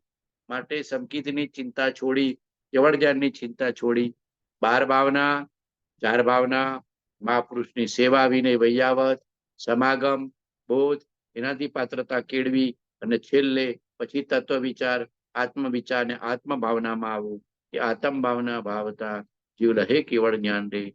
આત્મભાવના ભાવતા જીવ લહે કેવળ જ્ઞાન રે. મધ્યસ્થતામાં સમતા આવી ગઈ કે તમારો ગમે તેટલો વિરોધ પક્ષ બળવાન હોય તો આપણે મધ્યસ્થ રહેવાનું. તમારો ગમે તેટલો વિરોધ પક્ષ બળવાન હોય, જ્યારે જ્યારે જ્ઞાનીઓ થયા છે, કૃષ્ણ ભગવાન હોય, રામ ભગવાન હોય, કૃપાળદેવ ભગવાન હોય કે અમારા બાવજી ભગવાન હોય, વિરોધ પક્ષ એટલો જ મજબૂત હોય. જેમ 50% સપોર્ટ હોય ને 50% વિરોધ હોય, એમ મોદીને જો મોદી દેશની સેવા કરે તો વિરોધ પક્ષ કેટલો બળવાન છે. જો એની દેશ સેવા, રાષ્ટ્ર સેવાનો ગુણ જોરદાર છે, નિષ્પૃહ ભાવે, પણ સામે જો વિરોધ પક્ષ બી કેટલો બળવાન છે, એનો વિરોધ કરનારો બી એટલો છે. એમ જ્યારે જ્યારે બી મહાપુરુષો થાય ત્યારે એમ નહીં માનવાનું કે 100% એની સપોર્ટ કરે. 50% વિરોધ પક્ષ ઈશ્વર રાખે, મિનિમમ 50%. બરાબર છે કે નહીં? પછી રામ હોય, કૃષ્ણ હોય, બુદ્ધ હોય, મહાવીર હોય કે કૃપાળુદેવ હોય, તો એનાથી ગભરાઈ નહીં જવાનું. તમારે કયા પક્ષે જવું છે? કૌરવના પક્ષે જવું છે કે પાંડવોના પક્ષે જવું છે? ધર્મના પક્ષે જવું છે કે અધર્મના પક્ષે જવું છે? આ બરાબર રાખજો. જ્યારે જ્યારે પણ સત્પુરુષો થયા છે ત્યારે ત્યારે વિરોધ પક્ષ બળવાન હોય છે. સંપ્રદાયનો વિરોધ આવે, સમાજનો આવે, આજુબાજુની દુનિયાનો આવે, સગાવાળાનો આવે, પરિવારનો આવે કે ગમે તે આવે, એ લોકો પહેલેથી પોતાની મધ્યસ્થતા, સમતા અને ઉદાસીનતા પાકી કરી લે છે. મહાપુરુષોએ મધ્યસ્થતાને, સમતાને, ઉદાસીનતાને એટલી પાકી કરી છે કે જેથી કર્મનો ક્ષય ને મોહનો ક્ષય કરે છે. આપણે કરી શકતા નથી. આપણને એ સ્વીકાર જ નથી કે મારી સામે વિરોધ પક્ષ છે જ. તમે દુકાન ચાલુ કરો તો તમારી જેવી દુકાન બીજાને હોય કે ના હોય? હોય કે મારા સિવાય દુનિયામાં કોઈને આ ધંધો ના હોય એવું બને જ નહીં. તમારી જેવી દુકાન હોય, સામે તરત બીજી દુકાન ખોલવાની જ છે, તો બધે તો આવવાનું જ છે. માટે કઈ ને કઈ તો સ્પર્ધાનો ભાવ, નિષ્ઠાનો ભાવ, અદેખાઈનો ભાવ, વિરોધનો ભાવ કાઢી નાખ. સૌ સૌના પુણ્યનું મળવાનું છે અને સૌ સૌના પુણ્યનું કમાય છે અને સૌ સૌના પુણ્યનું પ્રાપ્ત થાય છે. માટે કોઈના પ્રત્યે રાગે નહીં, દ્વેષે નહીં, સ્પર્ધાએ નહીં, ઈર્ષાએ નહીં, અદેખાએ નહીં કે લોભે નહીં કે લાલચે નહીં. લેરિયો ભાઈ લેરિયો. જે સ્થિતિમાં ઈશ્વર રાખે એમ કહેવાનું, લેરિયો ભાઈ લેરિયો. સુખ દુઃખ મન માણીએ, ઘટ સાથે રે ઘડિયા, ટાળ્યા તે કોઈ ના નવટડે, રઘુનાથ ના જડિયા. સુખ દુઃખ મન માણી. બસ અહીંયા સમાપન કરી, યોગ્ય અવસરે લઈશું પાછા. સમય થઈ ગયો છે. દેહ છતાં જેની દશા વર્તે દેહાતી, તે પરમ કૃપાળુ જ્ઞાનીના ચરણોમાં હો વંદન ગણી. હે પરમ કૃપાળુ દેવ, જન્મ જરા મરણાદી સર્વ દુઃખોનો આત્યંતિક ક્ષય કરનારો વિતરાગ પુરુષનો મૂળ માર્ગ આપ શ્રીમદે અનંત કૃપા કરી મને આપ્યો. તે અનંત ઉપકારનો પ્રત્યુપકાર વાળવા હું સર્વથા અસમર્થ છું. વળી આપ શ્રીમદ કંઈ પણ લેવાને સર્વથા નિષ્ફળ છો. જેથી હું મન વચન કાયાની એકાગ્રતાથી આપના ચરણારવિંદમાં નમસ્કાર કરું છું. આપની પરમ ભક્તિ અને વિતરાગ પુરુષના મૂળ ધર્મની ઉપાસના મારા હૃદયને વિશે ભવ પર્યંત અખંડ જાગ્રત રહો એટલું જ માગું છું. તે સફળ થાઓ. આપની પરમ ભક્તિ અને વિતરાગ પુરુષના મૂળ ધર્મની ઉપાસના મારા હૃદયને વિશે ભવ પર્યંત અખંડ જાગ્રત રહો એટલું જ માગું છું. તે સફળ થાઓ. તમો નિરાગી, નિર્વિકારી, સચ્ચિદાનંદ સ્વરૂપ, સહજાનંદી, અનંત જ્ઞાની, અનંતદર્શી અને ત્રૈલોક્ય પ્રકાશક છો. હું માત્ર મારા હિતને અર્થે તમારી સાક્ષી ક્ષમા ચાહું છું. એક પળ પણ તમારા કહેલા તત્વની શંકા ન થાય. તમારા કહેલા રસ્તામાં હોરાત્ર હું રહું, એ જ મારી આકાંક્ષા અને વૃત્તિ થાઓ. હે સર્વજ્ઞ ભગવાન, તમને હું વિશે શું કહું? તમારાથી કાંઈ અજાણ્યું નથી. માત્ર પશ્ચાતાપથી હું કર્મજન્ય પાપની ક્ષમા ઈચ્છું છું, ક્ષમા ઈચ્છું છું, ક્ષમા ઈચ્છું છું. હે સર્વજ્ઞ ભગવાન, તમને હું વિશે શું કહું? તમારાથી કાંઈ અજાણ્યું નથી. માત્ર પશ્ચાતાપથી હું કર્મજન્ય પાપની ક્ષમા ઈચ્છું છું, ક્ષમા ઈચ્છું છું, ક્ષમા ઈચ્છું છું. ખામેમી સર્વ જીવે સવ્વે જીવા ખમંતુ મે, નિત્ય મે સૌવ ભુવેસુ વૈરમ મજ્જમ ન કેણી. ખામેમી સર્વ જીવે સવ્વે જીવા ખમંતુ મે, નિત્ય મે સૌવ ભુવેસુ વૈરમ મજ્જમ ન કેણી. સર્વથા સૌ સુખી થાવો, સમતા સૌ સમાચરો, સર્વત્ર દિવ્યતા વ્યાપો, સર્વત્ર શાંતિ વિસ્તરો, સર્વત્ર શાંતિ વિસ્તરો, સર્વત્ર શાંતિ વિસ્તરો. સર્વ જીવો સુખને પામો, શાંતિને પામો, સમતાને પામો, સમાધિને પામો, શાશ્વત સુખ અને નિર્વાણને પામો. સર્વ જીવો સુખને પામો, શાંતિને પામો, સમતાને પામો, સમાધિને પામો, શાશ્વત સુખ અને નિર્વાણની પ્રાપ્તિ કરો. સર્વ જીવો સુખને પામો, શાંતિને પામો, સમતાને પામો, સમાધિને પામો, શાશ્વત સુખ અને નિર્વાણને પ્રાપ્ત કરો. મોક્ષના અવિનાશી સુખને પ્રાપ્ત કરો, નિર્વાણના અવિનાશી સુખને પ્રાપ્ત કરો. સર્વ જ્ઞાનને, સર્વ જીવોને આત્મજ્ઞાનની પ્રાપ્તિ થાવ, આત્મબોધની પ્રાપ્તિ થાવ, આત્મ પ્રતીતિની પ્રાપ્તિ થાવ, આત્મ સમાધિની પ્રાપ્તિ થાવ, કેવળ જ્ઞાનને નિર્વાણની પ્રાપ્તિ થાવ. સંસારના સર્વ જીવોને બોધિ સમાધિની પ્રાપ્તિ થાવ, આત્મજ્ઞાનની પ્રાપ્તિ થાવ, કેવળ જ્ઞાનની પ્રાપ્તિ થાવ, શાયિક સંકિતને નિર્વાણની પ્રાપ્તિ થાવ. સર્વ જીવો સર્વ પ્રકારે બુજે, સર્વ પ્રકારે સીજે, પૂજ્યંતી સિજ્જંતી. સર્વ જીવો સર્વ પ્રકારે બુજે, સર્વ પ્રકારે સીજે, પૂજ્યંતી સિજ્જંતી. સર્વ જીવો સર્વ પ્રકારે બુજે, સર્વ પ્રકારે સીજે, પૂજ્યંતી સિજ્જંતી. સર્વ જીવો સર્વ પ્રકારે બુજે, સીજે, પૂજ્યંતી સિજ્જંતી, પૂજ્યંતી સિજ્જંતી, પૂજ્યંતી સિજ્જંતી. ઓમ શાંતિ શાંતિ શાંતિ. ભૂલચૂક મિચ્છામિ દુક્કડમ, ભૂલચૂક મિચ્છામિ દુક્કડમ. ચાતુર્માસની શરૂઆત થઈ છે. બધા ચતુર્વિધ આરાધનામાં રહીએ. સત્સંગ, સ્વાધ્યાય, સદવિચાર, સામાયિક, પ્રાર્થના, પ્રતિક્રમણ, ભાવના, ઉત્તમ ભાવમાં રહીએ. ચાતુર્માસની શરૂઆત થઈ ગઈ છે. બધા આરાધનામાં રહીએ. ગુરુ પૂર્ણિમાનો સત્સંગ કે અન્ય સત્સંગો રિપીટ કરજો, ફરી ફરી સાંભળજો, વિચાર કરજો, મનન કરજો. એમાંથી કંઈ પૂછવા જેવું હોય તો જરૂર પૂછજો. અવસરે પાછા મળીશું, અવસરે પાછા મળીશું. બધાને અંતરથી જય પ્રભુ, રામ રામ. ચાતુર્માસના મિચ્છામિ દુક્કડમ, ચાતુર્માસના મિચ્છામિ દુક્કડમ. સજાત્મ સ્વરૂપ પરમ ગુરુ નિર્ગંત સર્વજ્ઞ દેવ. આતમ ભાવના ભાવતા જીવ લહે કેવળ જ્ઞાન રે. આતમ ભાવના ભાવતા જીવ લહે કેવળ જ્ઞાન રે. બધાને જય પ્રભુ, રામ રામ. જય પ્રભુ, રામ રામ. જય પ્રભુ, રામ. જય પ્રભુ, જય પ્રભુ, જય પ્રભુ, પ્રભુ પ્રભુજી, જય પ્રભુ. જય પ્રભુ. જય પ્રભુ.